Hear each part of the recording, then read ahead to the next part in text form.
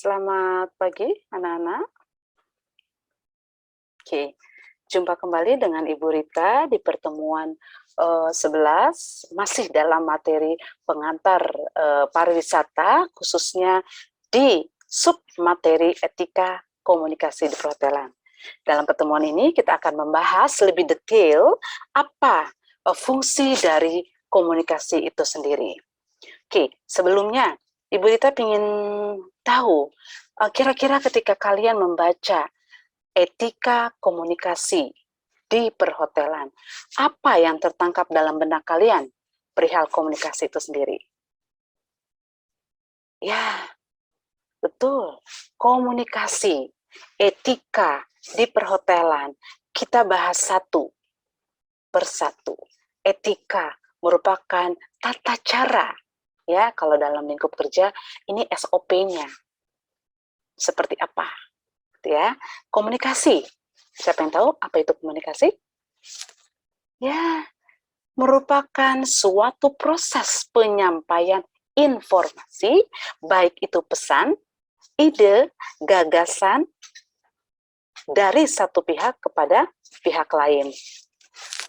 Oke, nah biasanya pada umumnya komunikasi itu dilakukan secara lisan atau verbal yang dapat dimengerti oleh kedua belah pihak. Dan apabila tidak bahasa verbal yang tidak dapat dimengerti oleh keduanya, maka komunikasi tidak akan tercipta dengan baik. Nah, berbicara masalah komunikasi, ya, Ibu akan menspesifikasikan ke dalam lingkup perhotelan sesuai dengan prodi yang kalian ambil. Oke, kita masuk ke slide berikutnya.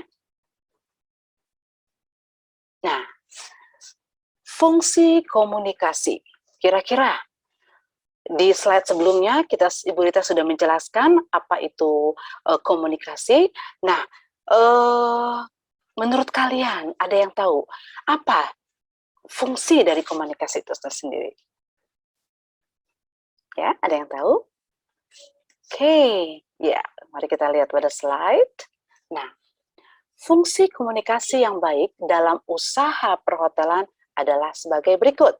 Pertama, sudah pasti menjalin hubungan yang harmonis antara karyawan dengan tamu, karyawan dengan karyawan, dan karyawan dengan pihak manajemen tentunya. Dalam hal ini, hotel.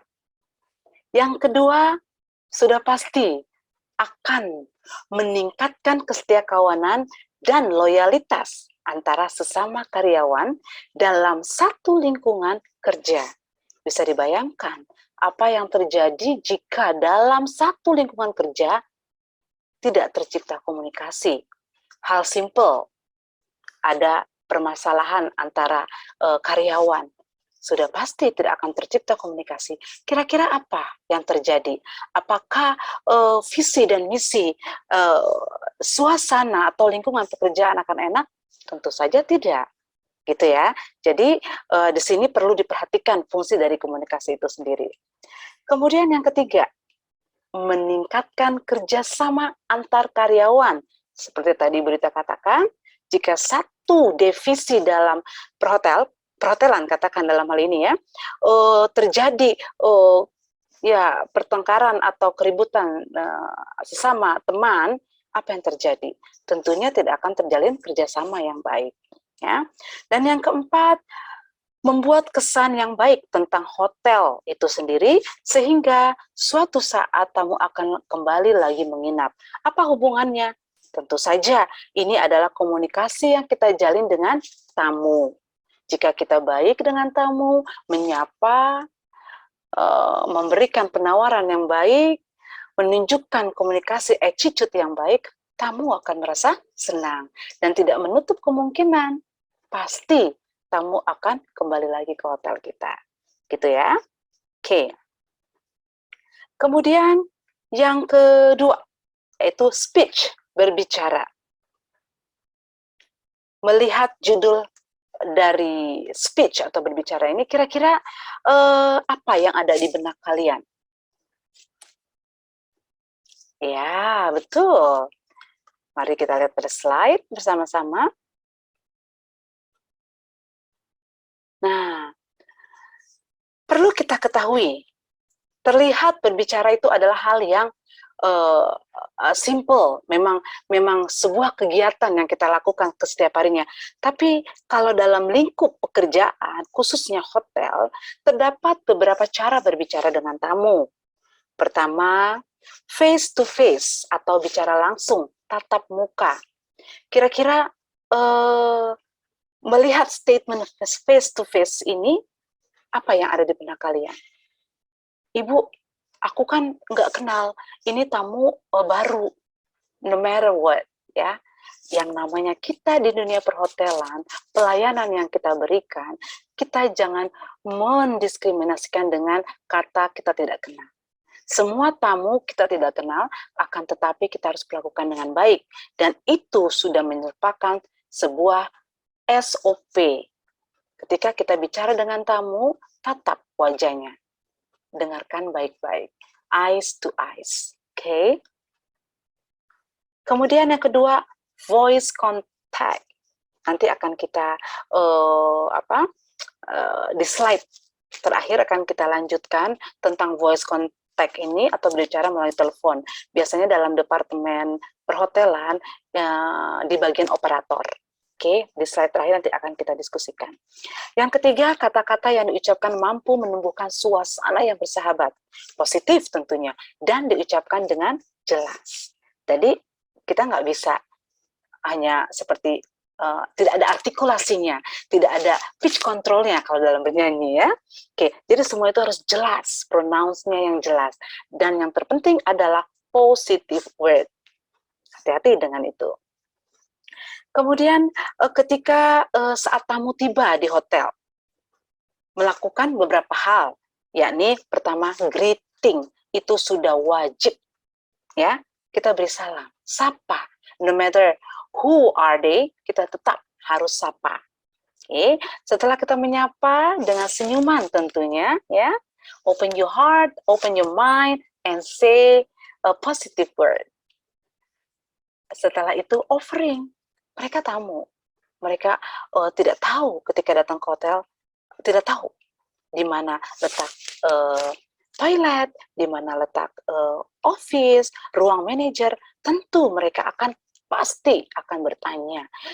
Tanpa diminta mereka bertanya, kita sebagai pihak hotel harus offering, ya, berikan penawaran. Kira-kira ada yang bisa kami bantu, Pak? Nah, seperti itu hal yang simpel tapi dengan bahasa yang baik, yang bersahabat, mereka akan merasa nyaman, gitu ya. Kemudian yang kelima, ingat baik-baik, hindari negative word. Seperti apa? Jangan pernah katakan I don't know, tidak tahu. Ya, jangan pernah katakan no. Don't do that. Jangan lakukan itu. Bapak harus, ibu tidak boleh. Atau pengucapan nama tamu tanpa menggunakan ibu, bapak, Mr., Miss, or something.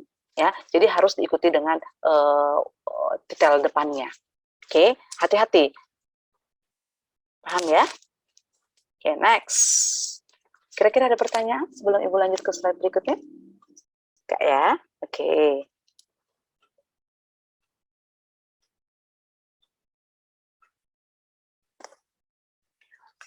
Nah, tadi ada di part terakhir menyebut nama tamu. Kira-kira apa sih pembahasan apa nih selanjutnya yang akan dibahas, penyebutan nama tamu? Maksudnya seperti apa? Gitu ya. Nah, ingat, penyebutan nama tamu sangat penting. Apa tujuannya? Pertama, ketika kita berkomunikasi, nama tamu saat berkomunikasi harus menunjukkan persahabatan, ya, membuat tamu seolah-olah this is your home, we are one family, gitu ya. Ciptakan suasana homey, Sehingga tidak menutup kemungkinan next day, next time, they will come to our hotel. Oke? Jadi tolong tunjukkan persahabatan dan buat mereka tamu tersebut seolah-olah ini adalah rumah mereka. Ya. Yang kedua, menunjukkan penghargaan dan pengenalan Anda sebagai karyawan hotel sehingga tamu merasa yakin, oh ya, this is the right place for me. Gitu ya. Jadi dia merasa ketika menginjak ke hotel kita karena disambut dengan penghargaan atau sikap kita yang baik, merasa ya ini pilihanku yang tepat menginjak ke hotel ini karena penerimaan karyawannya sangat ramah gitu ya. Kemudian yang ketiga, menunjukkan rasa bahwa tamu adalah orang yang penting. Oke, kalau masih ingat ya, ada sebuah quotes bahwa tamu adalah raja. Memang, apalagi di dunia industri seperti kita ini, industri pariwisata, khususnya perhotelan, itu produknya abstrak. Tidak bisa terlihat, namun bisa kita rasakan. Apa? Service. Oke, nah yang keempat menunjukkan bahwa petugas memberikan perhatian penuh, gitu ya. Oke, next slide. Nah, sekarang peran petugas hotel, kita ketahui bahwa di hotel itu banyak ya beberapa divisi, mulai dari pertama ketika greeting dan offering itu dilakukan oleh seorang bellboy, ya masuk lagi ke front desk, terus sampai ke dalam itu ada bagian-bagiannya. Nah, bagaimana peran petugas hotel? Mari kita lihat di slide berikutnya. Nah, ini peran petugas atau karyawan hotel mempunyai berbagai macam peran. Pertama, sebagai diplomat. Kira-kira apa yang bisa kalian berikan opini di sini? Kenapa petugas hotel ini merupakan diplomat? Ya, tentu saja, karena seorang diplomat itu adalah seorang yang baik, yang akan memberikan penjelasan